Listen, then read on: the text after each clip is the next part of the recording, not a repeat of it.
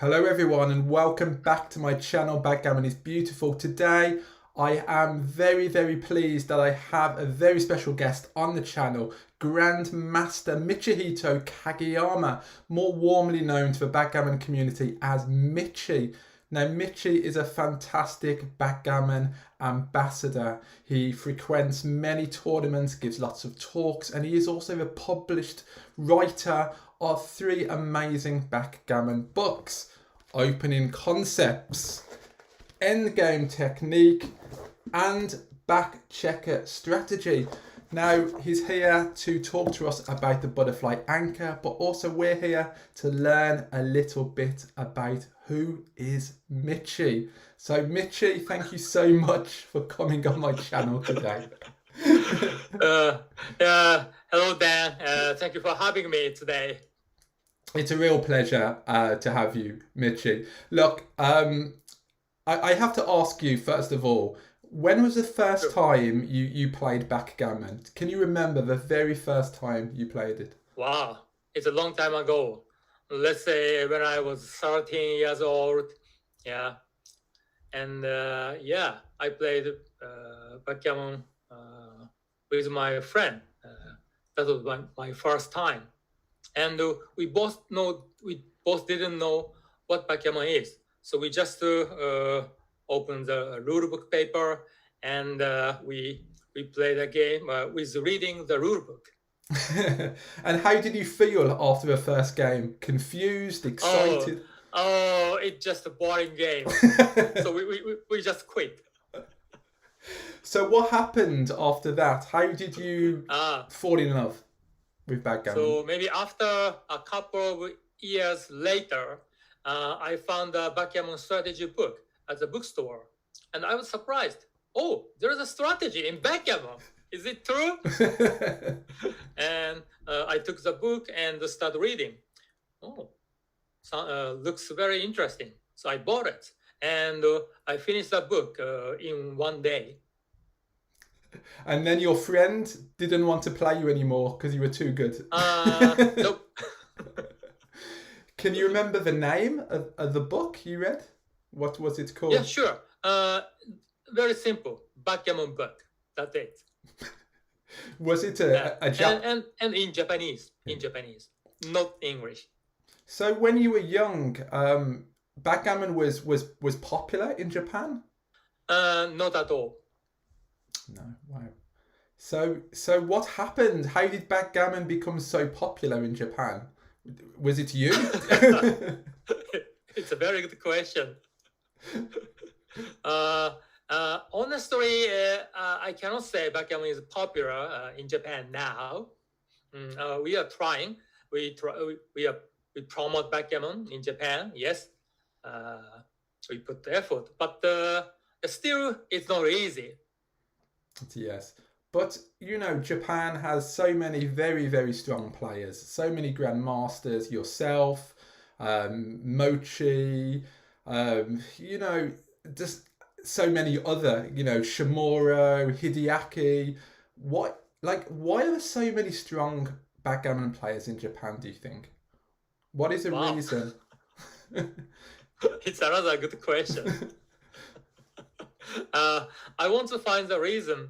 Okay, so they are, Mochi, me, Ueda, Yokota, they are very different. Akiko is also very special. So I cannot see common factors, but let me think. Maybe our writing is a kanji character. Do you know that?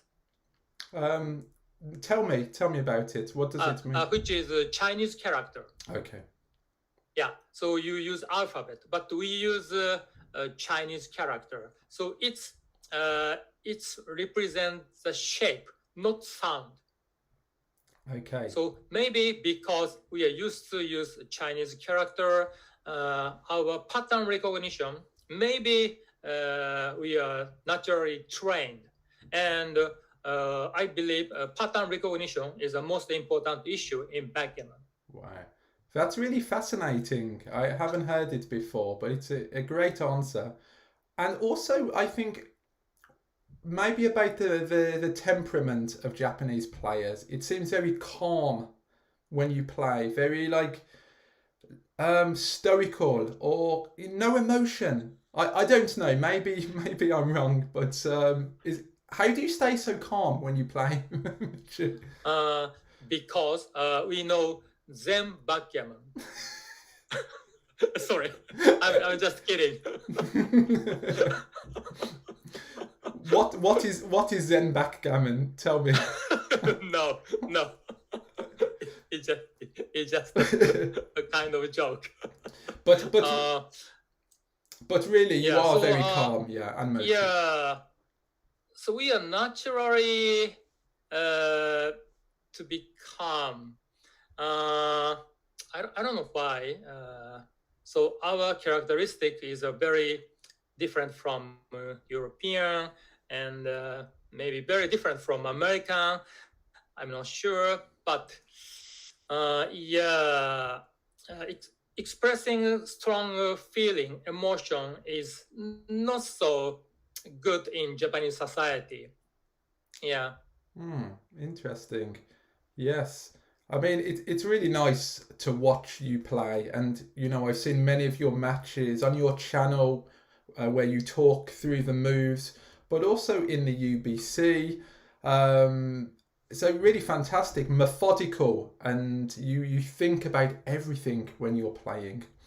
Have you always been like this, a deep thinker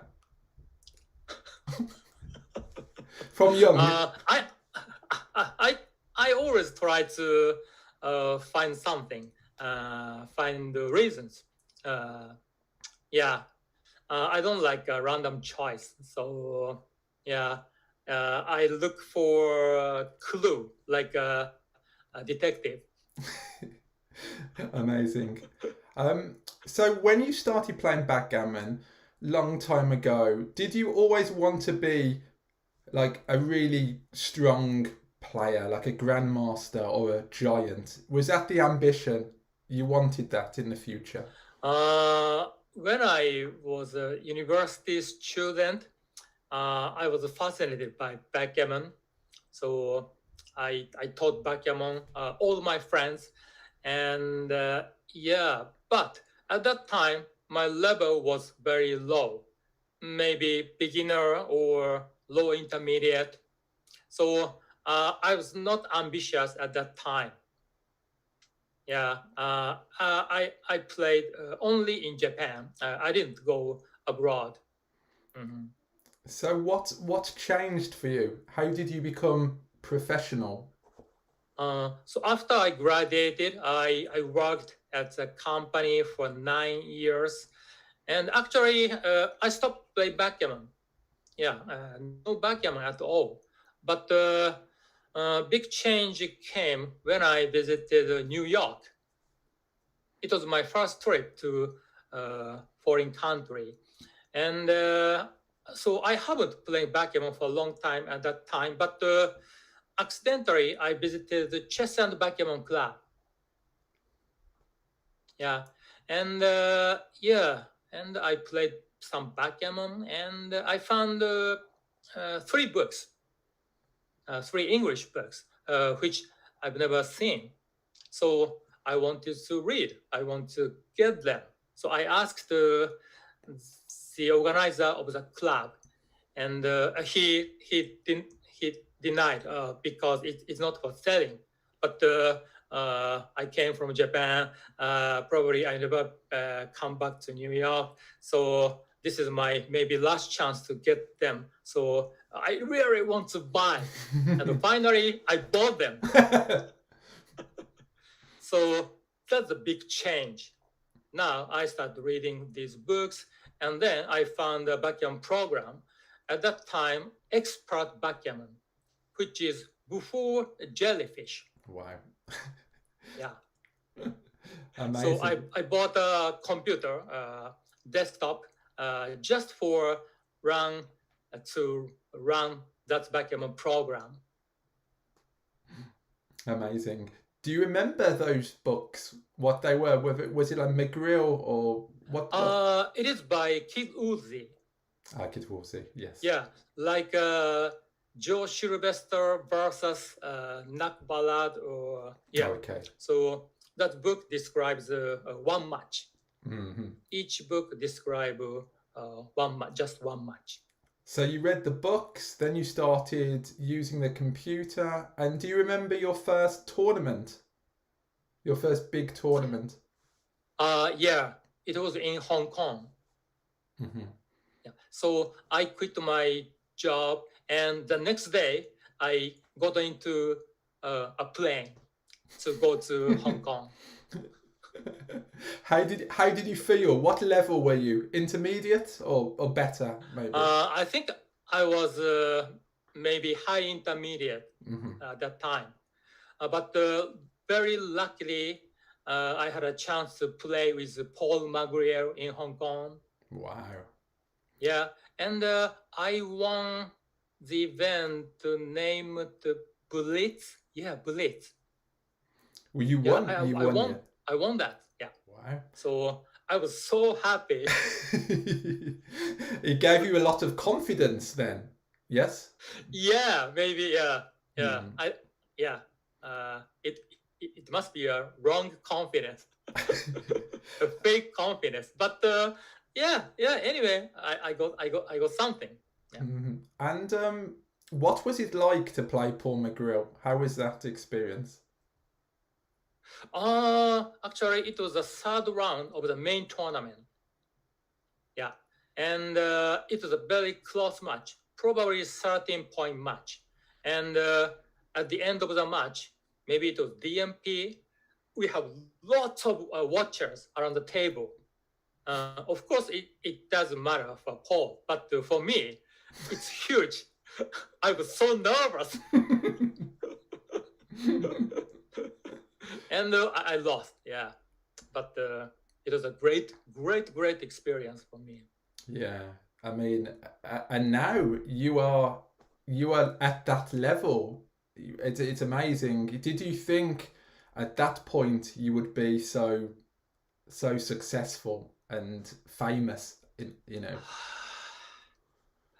I have no idea, but I just loved backgammon, and I just enjoy learning backgammon. Yeah, I didn't get bored. I didn't get tired. So maybe 8 hours a day. Yeah, for 1 year, 2 years, I continued to study backgammon. Okay, and you got better and better and better. Yes. Yeah, yeah, especially by using a software. Now I got jellyfish. Hmm. So yeah. And how do you practice? Just lots of positions, or how do you help yourself? Yeah, I I try to have some theme. Let's say, mhm. So today I have 8 hours, and I I I divide these 8 hours in three parts. Okay, the first part is learning the early stage of the game. The second part, maybe I learn cube action. The third part, maybe I learn end game, something like that. I build up my own program. Hmm.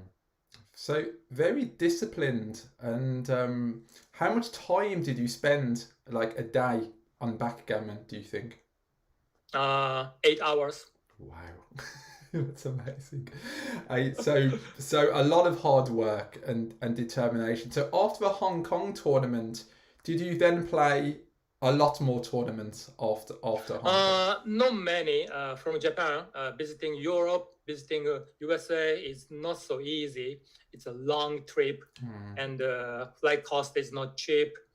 So maybe I've been to foreign country maybe twice a year. Hmm. Hmm. I remember So one. not many. I remember once you came to Brighton in England. I met you actually. I think maybe 5 years ago, and you helped me actually with the position. I don't think you remember, but he was very helpful at the time.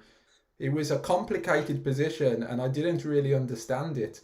And you said, "No, this is what you should be doing." And for me, that was when I was a weaker player, and your teaching was very good, and I was like, Oh, yes. So you did come to my city, so it was good to see you there. oh, ah, um, thank you for reminding me that. and then you played in the UBC and you wrote some books. Now, did you always want to write backgammon books? Is that something you wanted to do? Uh, yeah, that surprised me. So maybe I became a very good level, and then I wrote a book in Japanese. Okay. Yeah, maybe after 2 years. Mhm. So it was kind of natural to me. Yeah, I just thought, oh, maybe I want to write a book. Yeah. Mhm. So the Mhm. first book you wrote in English was this one, Opening Concepts, which Yep. is an amazing backgammon book. You know, really, really helpful, and you break it down into like proverbs. Where did you come up with the idea of proverbs? Like Oh, it's almost like from the Bible or something religious, you know. where, uh, so again, it's just natural because all these proverbs, I invented them just for myself, okay. just to help me over the board. So I always use these proverbs over the board. Hmm. Yeah, and then after that, I just uh, wrote a book. Hmm. I Yeah. think So it. first, I got the idea. I think it's a really interesting way to learn. That you take something that's complicated and you make it quite simple, and you're very good at doing that, which is why your books are really excellent to read. But also in this book, you talked about the double tiger, which is Yeah. very famous now. The double tiger. Where did you think of this name, double tiger? Oh, I have no idea. Uh, yeah, first, I put the two names, tiger and dragon, which is tiger is double hit and dragon is pointing on. I use that expression in Japanese. Yeah, because they are two major strong uh, offensive play. Mhm. So uh, to to teach this idea to the beginners, I think put some name is more colorful and it's easy to remember for beginners. That's why I put some names. Mm. I think you're right saying it's colourful because you not only have double tiger, you have double falcon, butterfly anchor, many fantastic names, and I think it's really good because in chess they have lots of cool names in chess, but in backgammon not so many. So I think when you Oh, introduce these words tiger, falcon, it makes it more exciting, the language.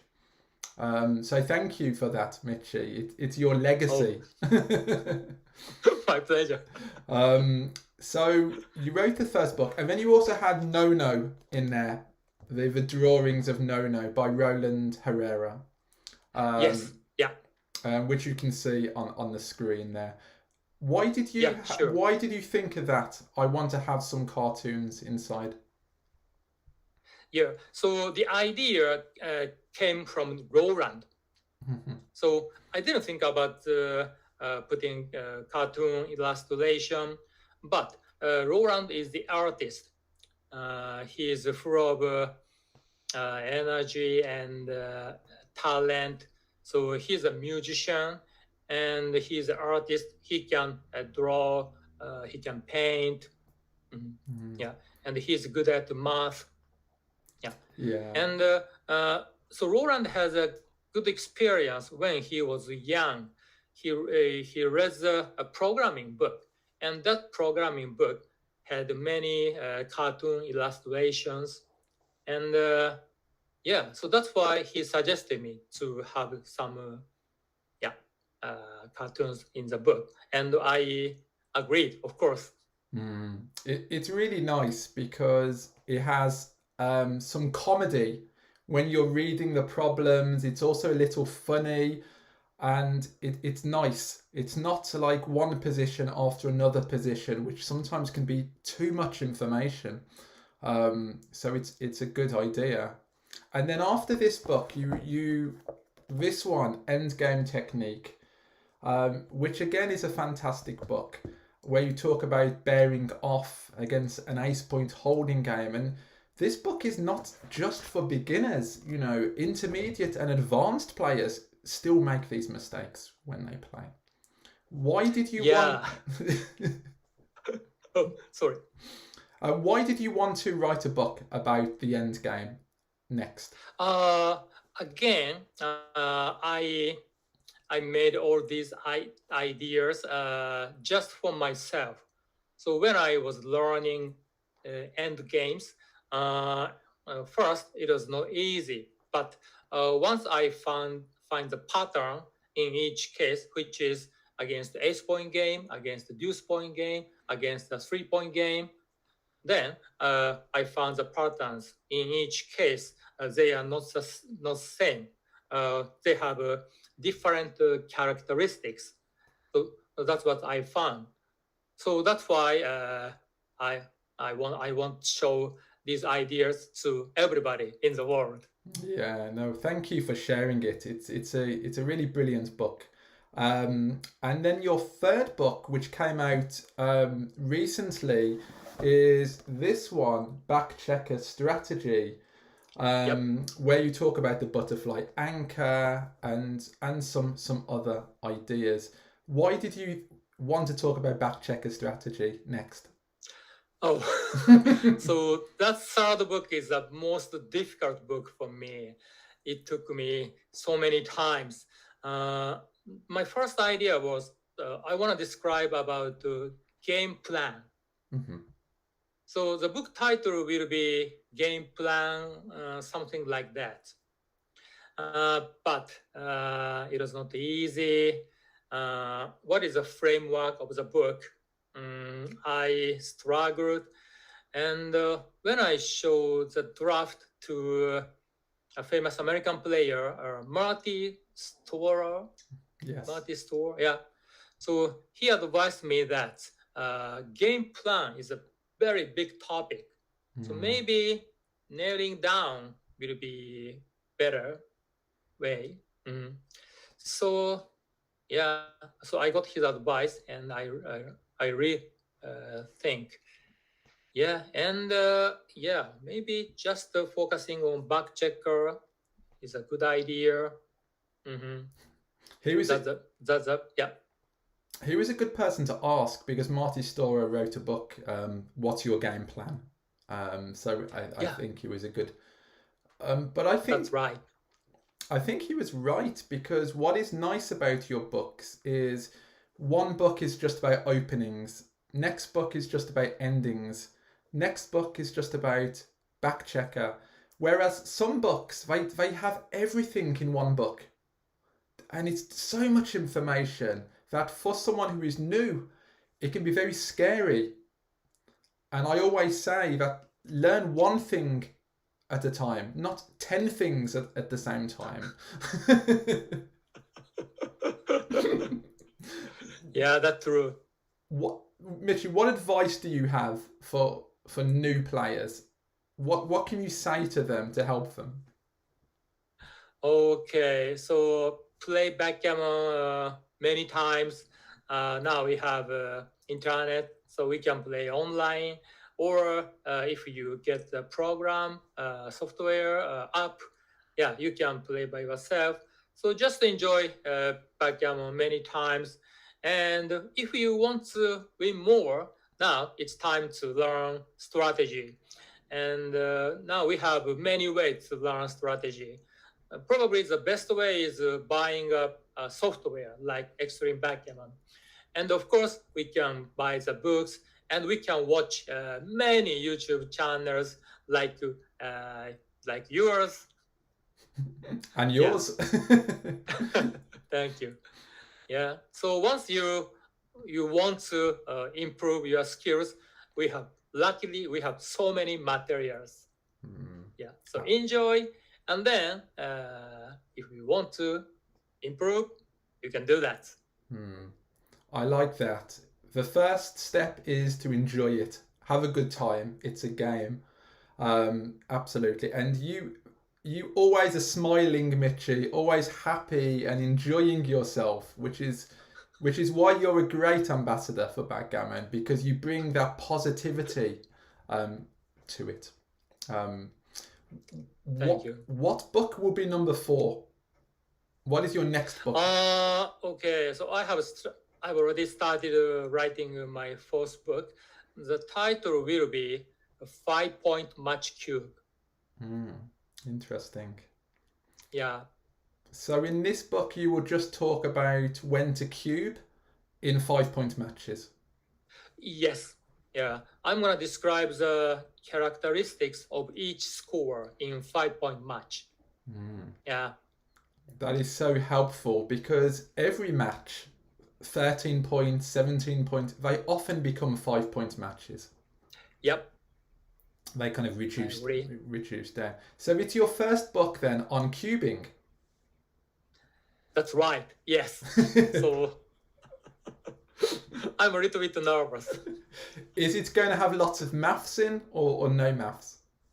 Probably it will have 3 parts for beginners, intermediate, expert, and in the beginners part, I don't use any math.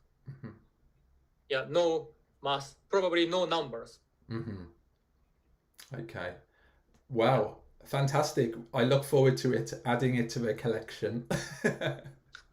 Thank you. And also, I have to ask you about the UBC. Will you be entering this year, the UBC tournament? Definitely, yes. Yeah, I will join in April in Istanbul. Fantastic. You came very close before to the final. I remember, very, very close. How did you feel at the time? Were you disappointed, or? Yeah, honestly, I was very much disappointed. Yeah, it's not easy to win the contender tournament, to get to the semi-final, final. Yeah. It was a remarkable achievement to get so far. How do you prepare for the tournament? What do you do in preparation? Yeah, so let's say about cube action, I try to solve 10 cube problems every day. Yeah. You create them yourself, your own problems, or? They all came from my matches. Okay. So you look at a lot of positions in anticipation. Yeah. So I collected many my matches. So materials is like too many. Yeah. So I picked up some matches, and I checked each cube action. I tried to estimate my winning chance and gammon winning chance, something like that. Interesting.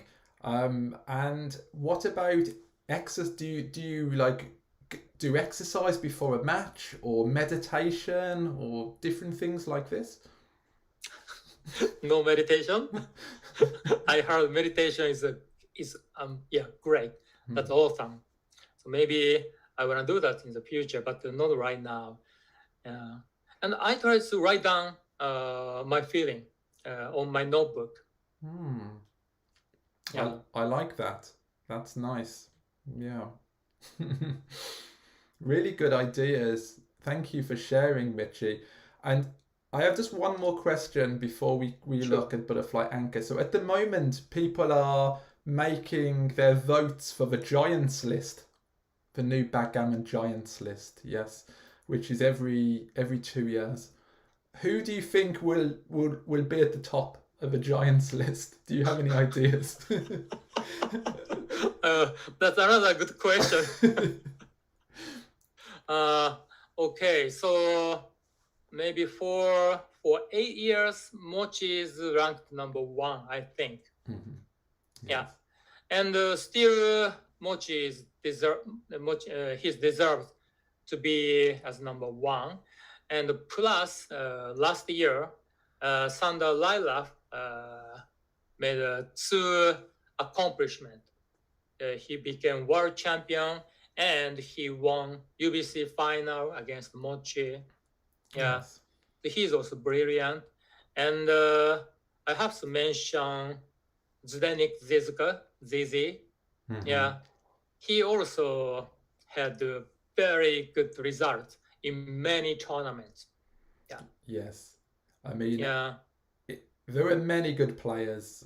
Thomas Tenland, yourself, Dirk Schiemann, Dagfin. Uh, so many people to name. It's difficult to even think of 50 or many, and also strong UK players. I have to say, Sebastian Wilkinson, Gaz Owen, Tim Cross, Julian Minoir. We have many strong players here in the UK also, which I hope to see. And also you in the top 5, Michy, for you. Thank you. Okay, so you are here today to talk to us about the butterfly anchor, which is in this book. And audience, I will put links to Mitch's 3 books in the video description. So if you want to buy them, then please just click on the link. They are really fantastic books to really help improve your game. So Michy, thank you for coming on my channel. Do you want to start talking to us about the butterfly anchor? Sure. Great. All right. So, this is today's theme, butterfly anchor. And if you know what is butterfly anchor, that's fine. But maybe many people don't know what is that. So let's explain it. And maybe do you know that character named Nono? Yes. So my co-author, Roland Herrera, drew Nono. And as I mentioned, it's his idea. All right. Now, actually, we want to discuss the 3-point anchor today. And what is the characteristics of it? Daniel? What is the characteristics? It's not the best anchor. It's not. Yep. But it's not the worst anchor. It's kind of in the middle somewhere. Yeah, that's true. I think Bill Roberty named it a copper anchor. Okay. Not gold, not silver, but like a copper. Mm-hmm. Copper anchor. Yeah, I totally agree with you. Yeah, it's a nice anchor, but not very good.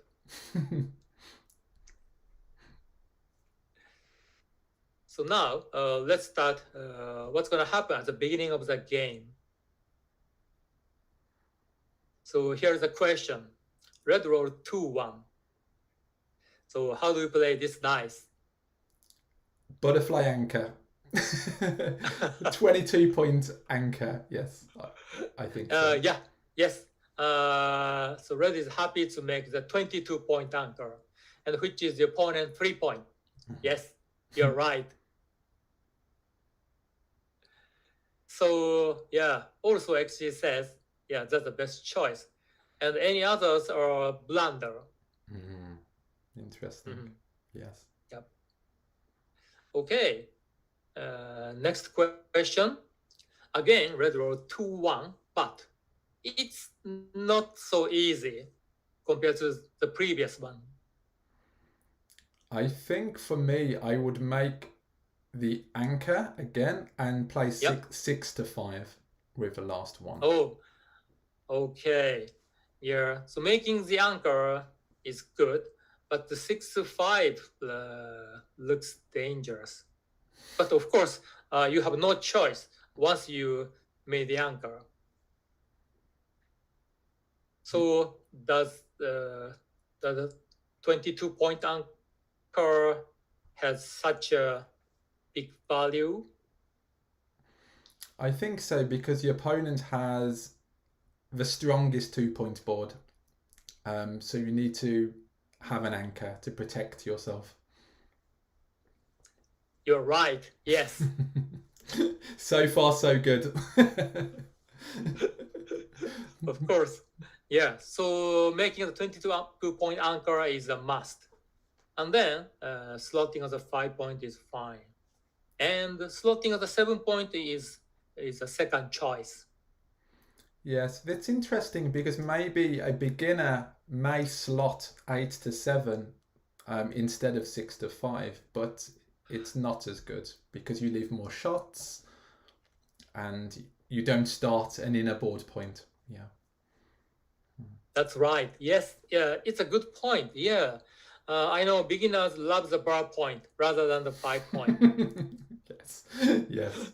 I have noticed Yeah. it But also. the truth is that the 5 point is the most important point. So if you have to slot, then I recommend you to slot on the 5 point. Mm-hmm. Yes. All right. So now we see the characteristics. So we want to make the 3 point anchor at the beginning of the game. So that's the first conclusion. Now, what's going to happen in the middle game?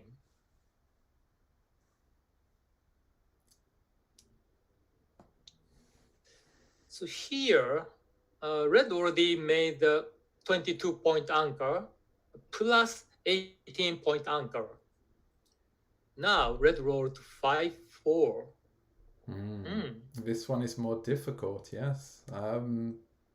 That's right.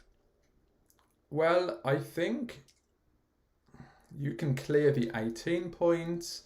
I think you run 22 to 13 because white has a little awkward structure. Their front structure is a bit awkward. So 22 to 13.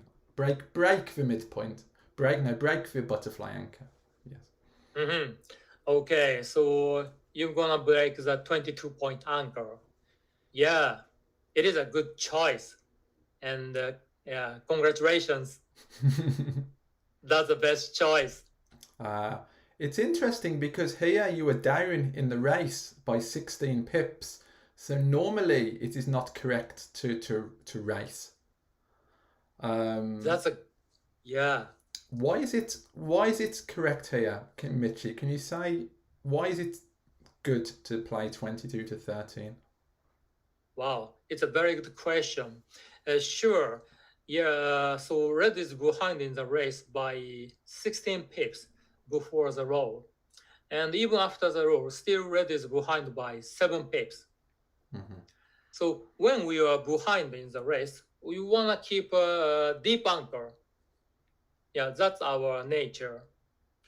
But here, red is behind, but just by 7 pips, not many. In that case, fighting with 18-point anchor is fine. Yes, you still have the contact with the 18 Yes. point. Yeah. Mm-hmm. Yeah. Yeah, we have 2 anchors and we want to leave one of them. In that case, yeah, because of the small pip difference, yeah, breaking the 22-point anchor is okay. Okay, thank you. Of course. So at the beginning of the game, we are happy to make the 22-point anchor, but now we are happy to leave the anchor. Mm-hmm. In the middle game, yes. Yep. All right, here is another question. Oh my gosh. um, okay, so Six four. I think we hit 14 to 10 with a 4, Yep. and then with the 6, yes, let's leave 22 to 16. Let's go. Take advantage. Oh, Is it bad? Is it bad? that's why you're expert, Daniel. Yeah. Yeah. So hitting is mandatory. We are happy to hit with a 4, and with a 6. Yeah. Some player would choose 11-5. Yeah, it looks okay. But now we are ahead in the race. So it's time to leave the 22-point anchor. Absolutely. So, yeah, so your choice is brilliant. Oh, thank you. It's interesting actually because leaving the blot there on the 11 point, I think it's only double 4 that hits you. So one roll if you leave it. So it's not very risky. Oh, that's true. Yes, only double 4. Yeah, that's right. So good point. So I think it's a good exercise in shot counting because the risk is very minimal. And if you're not hit, you have good distribution where you can use the checkers to make the 9 point, the bar point, you know.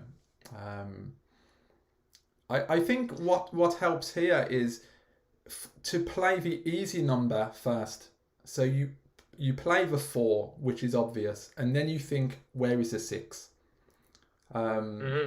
Always play one number and then think about the other number afterwards. I like that procedure. It is a good way.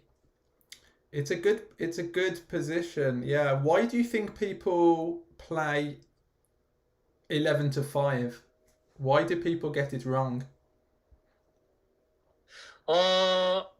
Because many people are afraid of leaving the anchor. Yes. Yeah. And what is a problem if you don't leave the anchor? What is going to happen? You will get stuck. No. Yes, correct. Yeah. And now red is ahead in the race. Actually, before the roll, 10 pips ahead, and rolling 6-4, 20 pips by hitting 30 pips. Now red has a big lead, and red has a big racing lead with 22-point anchor. In that case, these two checkers on the 22 point will be isolated. Yeah. Yes. Also, I think it's very good when your opponent is on the bar to try to escape. You have to. Yeah. Yes, that's right. Yeah. So when we hit the opponent checker, it's the best chance to leave the anchor with minimum risk. Yeah. You take advantage. Yeah. It's good. It's a good position, Michy. Yes. Thank you. Okay. So now we see two patterns that we are happy to leave the 22-point anchor, the opponent 3-point anchor. So that's the characteristics of the 3-point anchor in the middle game. We often want to leave the 3-point anchor.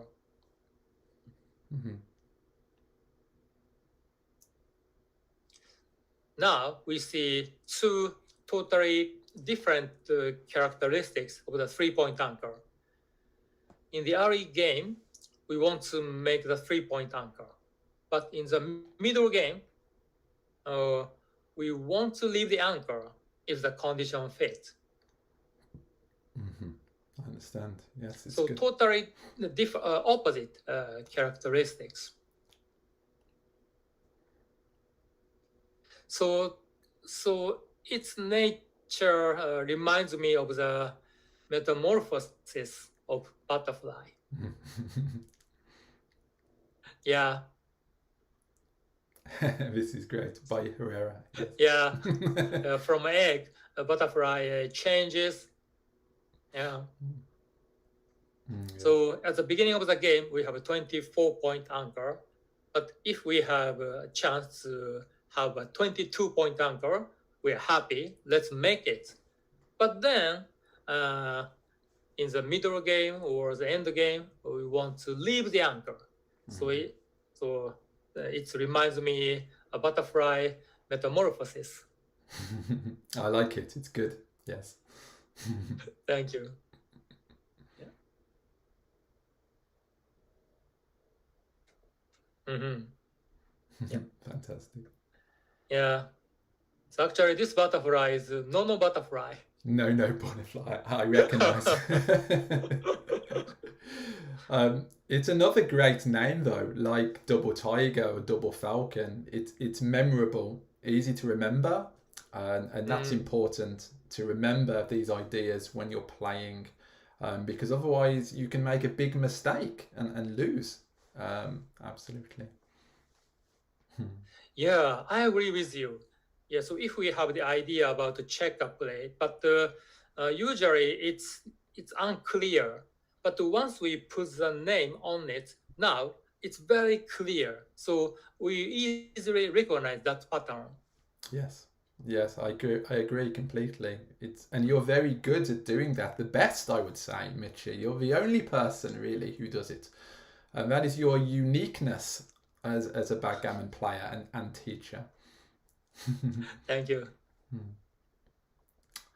Okay, so another question. So 5-1 for red. Oh my gosh. Now, yes.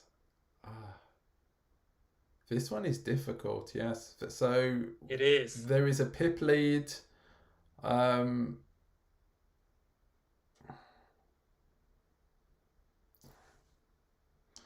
I think if we make the anchor, we can't escape with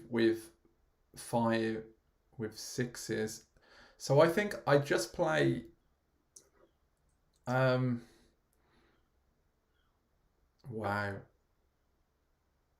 I think I play 8-3 and 6-5. I'm not sure at this one. Yeah. Oh, so you intentionally didn't make the butterfly anchor? Yes, because I want more numbers to escape. I don't. It's a nice idea. Yeah. So once you make the butterfly anchor, now you only can come out with 5, just one single number. Yes. Yeah, but if you intentionally split them, then you can come out with a 5 or a 6. Yes, it's a very good idea. That's what I thought. Yes. So yeah. I play 8-3, 6-5, but not confident. And I believe many people play a 23-22, make the anchor, and then hit with a 5, 8-3. I feel that's the majority. And best play is surprisingly. Wow. Okay. Just come out. Okay. Can you explain this one, Michy? Why this is correct? Yeah. Here, red is ahead in the race, and red cannot improve his prime anymore. Yeah, because of the white 4-point anchor. So all red wants to do is just running back checkers. That's the desire of red. The game plan. Yeah. Yeah. Yeah. Yeah. And the problem is that it's too dangerous. That's a serious problem. Yeah, there is a risk, but after red come out to the 17 point, and if white hits with the 5s or 1s, white loses an important point. Especially hitting with the 5 is very uncomfortable for white. Now, white loses the midpoint, and white 3 back checkers are isolated. That's a good point. He loses connectivity. Yes. Yeah. And also because you're right, white has only 2 checkers. All the points are stripped. So he would have to break the point to make the hit. So there is a sacrifice. Yes, that's an important point. So if white has many spare checkers, then we cannot do that. Let's just keep the anchor. Yes, very interesting. It's a good position. Yes, I learned It is. something. Yeah, I don't think many players can choose the best choice. Mm. Yeah, it's so hard. Mm. Yes, interesting. Yeah. So I believe it's a good example that we want to leave the butterfly anchor in the middle game. Yes, so here is like a middle game position. Yeah. There's a lot of things, a lot of concepts, flexibility, connectivity, game plan, all those ideas, they come together to help you understand it. Wow, that's true. Yes, yeah. So many ideas are combined. Mm. Very nice. Thank you. So, yeah, I picked up two major reasons you leave the butterfly anchors. Mm. So the first one is you are ahead in the race. And the second one is you cannot improve your home board. Mm. Mm. Yeah, I believe there are two major reasons. Yes, very nice. Okay, so another questions.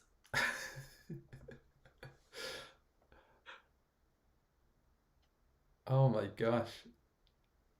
So here we can't.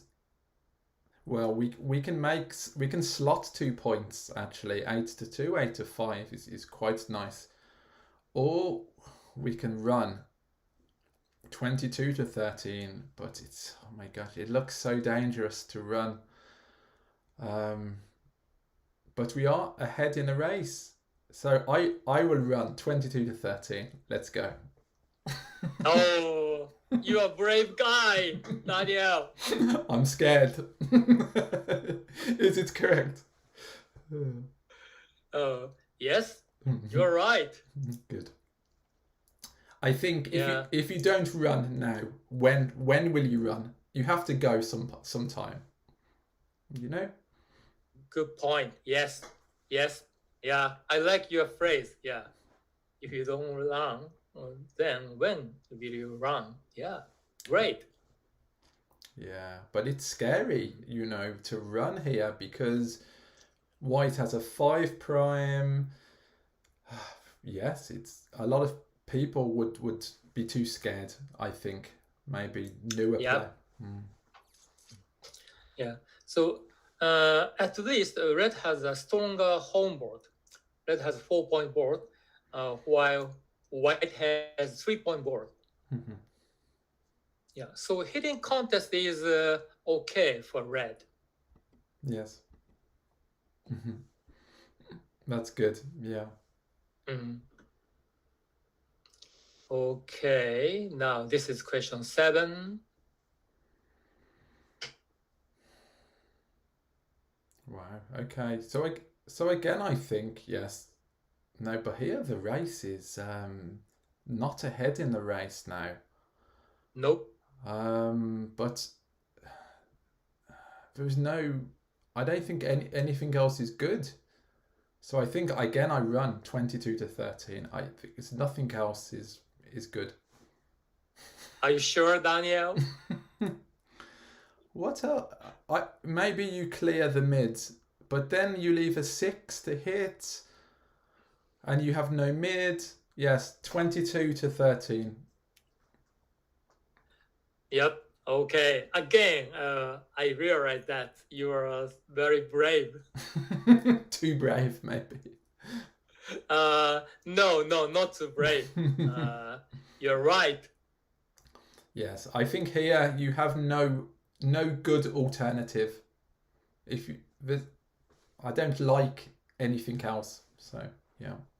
That's right. Yes. Yeah. Mhm. Yeah. Any other plays are just bad. Yeah, interesting. Yeah, it's a good one as well because yeah, the race is not good. But yeah, Yeah. I like your. This is a yep. You talk, Maybe Michy. this is exceptional position. Yeah. Yes, it's very interesting, this one. Yeah. Mm. Okay. So, question 8.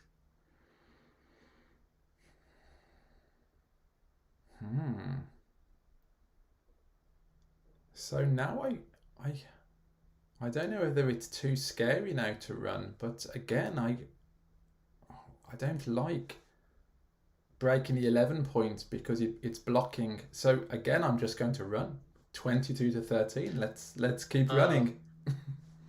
How about leaving the 8 point? Yes, it's okay, I think, but I don't like the spare on the 4 point behind the anchor. So I think I would run as well because 2 point board.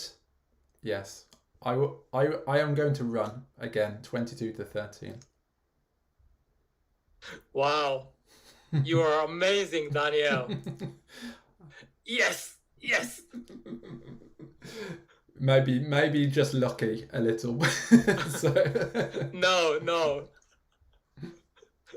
You are just good. yeah. Yeah. It's easy so with again, you. leaving the butterfly anchor looks very dangerous. Yeah. But yeah, we are heading the race. Yes. And still white has a spear checker on her midpoint and 6 point.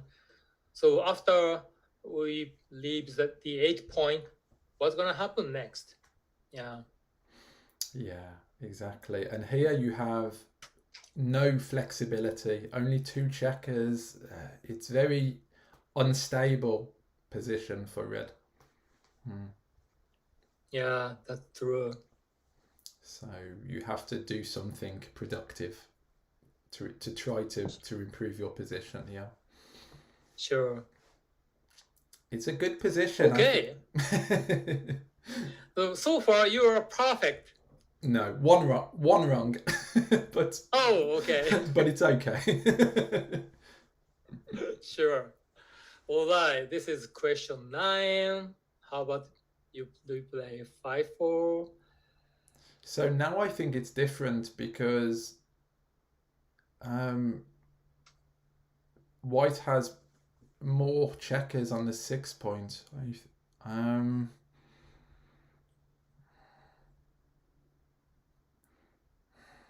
Yes, the position is almost the same as the previous one. I think now I think now I clear the 8 point on this one. Wow. That's amazing. I think Yeah. So it looks a very small change. So in the previous position, white has the spear checker on the midpoint. Now that spear checker goes to the 6 point. So it looks a small change, but congratulations, Daniel. You're right. Yeah, it's not a small change. It's a big change. Yeah. Now if white rolls a 6, white have to leave one of his outfield point. Yeah. So red can stay back. It's very easy when you're helping me, Michy. You're a good teacher. Yes. Oh no, you see the details. That's why you read the right play. Yes, small details make a big difference. It's true. Yeah, that's the beauty in backgammon. Yeah, that's why Backgammon is beautiful. Is my channel? Yes. Oh, wow! I like that. Oh my gosh! Now 6-2. What do we do here? This one is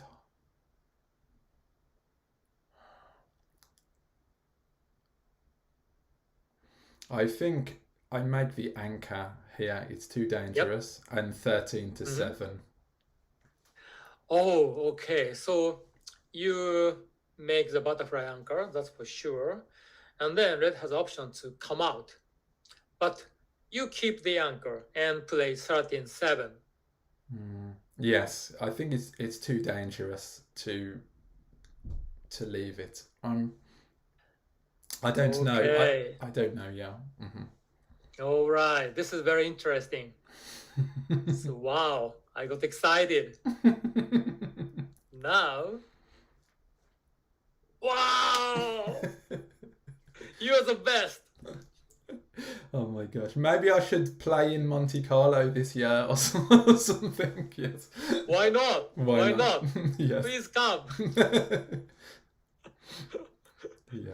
Yeah, It's just too yeah. dangerous to leave it. Yes. It's too dangerous. Yeah. So red is not ahead in the race, and now white has so many good numbers after red leaves the anchor. Hmm. Yeah, red has a spare attack with 5 3s 1s, and 6 is also good, just to come out. Yeah. Yeah. Too many. So Too much. yeah, if red leaves the anchor now, next, white has so many good numbers. Yes, and if red makes the anchor here and white doesn't roll a 6, it's really bad for white. The checkers will have to go behind the anchor. It's it's not so good for white to play the numbers. That's true. Yes. Wow. So your score is, yeah, 9 out of 10. 9 out of 10. Wow, That's, I must be good today. Yes. yeah, you are just good. Thank you, Michy. Oh, It's a compliment. but Oh, I thought it was the last question, but still one more. we Okay. have. Oh my gosh. Wow. What is this? I don't know What is this this? one. This is hard. Do I hit? No, I don't hit. What do I do here? Wow. It's very hard, this one. Dice number is 5-1. So red cannot leave the anchor. It's impossible. I think my options are 13 to 7. Yep. Maybe 13 to 8, 6 to 5. Or is this... It's crazy. I don't know. Oh, so you want to do double slot? Yes, I don't know. I don't like 13 to 7. Also, I can hit 7 to 2, but I don't like it as well. Or 18 to 13 as well, of course. No, it's bad. Yeah. Okay, 13 So to... if you choose a double slot, oh, I'm sorry. If you choose a double slot, I have to put a new name on it. Yes, not a good name. I don't know. 13 to 7. Maybe. Yes, 13 to 7. Thank you, Danielle. Here, the result may surprise you. Oh, wow. So it's... Hit, attack, and leave the anchor. Yeah. So, yeah, because then you have a good 6 to escape, or you make a better anchor. Yeah, it's... Wow. I didn't see this one. Yeah. Yeah. Can you tell me about this position, Michy? Yeah, so red is behind in the race, but red has a stronger homeboard. And so against white one back checker, attacking makes sense because white back checker has a daylight. So after attacking, then what red want to do is leaving the butterfly anchor because red does not want to stay back on the opponent 3 point. Yes. Again, you're taking advantage. Yeah. Mm-hmm. Yes. Yeah. Again, red is still behind in the race, but it's only 12, and red rode 5-1, only 6. After hitting, only 4 pips behind. Yeah. Yeah. Mm. I see it. Yeah. I like also 7-2, 2-1. Also interesting. Yeah. Wow. Yeah. Yeah. Okay. It's a, Yeah. If someone find the best play over the board, I believe he must be ranked world number 3 to 1. yeah. This one is the hardest one I think you showed me. Yeah. Mm-hmm. Yeah. Mm. Nice though. Good position to learn. Yeah. Yeah. Mm. Yeah. What I like is this position gives us a concept. Yeah. Of when to leave the butterfly anchor. Yep. Yeah. Mm. Yes. Yes. Okay. Oh, still, do you have time Yes, to we try can. one more? We can. Maybe Yes, this is the let's try. last question. Let's try this one. Yes. Hopefully, I will. But I think these are getting more and more difficult. so, so, oh my gosh. What do you do? 6.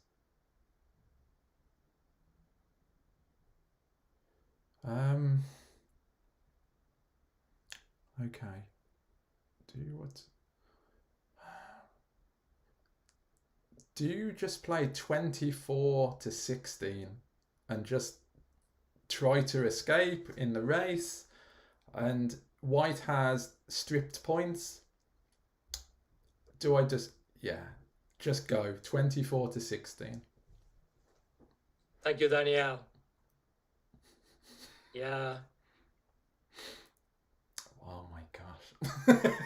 8-2. Yeah. Surprisingly, yeah. Make the butterfly anchor is the best choice here. These are grandmaster problems now. So, Yeah. Actually, I like your choice, just running. yeah. Mm. But So, you have a strong. one advice is that making the 5 prime is nice. Yeah. Yeah. Of course, it's obvious. Here we have 4 prime, and we are happy to extend it in the 5 prime. Of course, we are happy. Everybody is happy, but there's a risk. But still, try to make the 5 prime is good. And after we complete the 5 prime, now it's time to run out. Okay, that's good to know. Yeah. And also as well, I think after 8-2, it's very dangerous for white to hit with a 1. Yes. Yes. Very dangerous. Thank you, Daniel. Yes, that's a good point. Because his board is not so good. So here you take advantage of your own home board strength, I think. But it's hard to see this. Yeah. Why?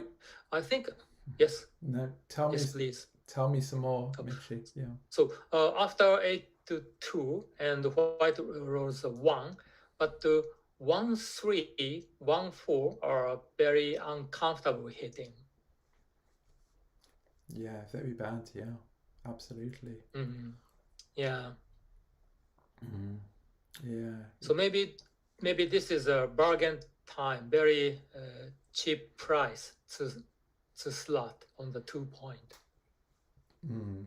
And even 1-5 and leaves a lot of return shots. There are also not so good. That's true. Yes. Oh, it's a double. Yeah, red will have many return shots.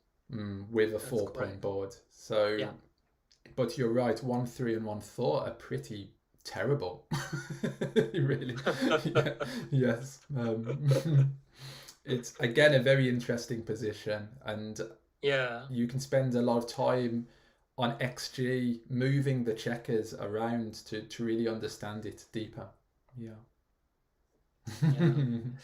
Yeah. So yeah, I showed some tricky positions, but okay. I think it's too many. No. Okay. Let's go to the summary. Yes.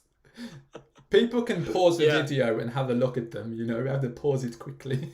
So look. Yeah, if you want, you can do that. Yes. Yeah.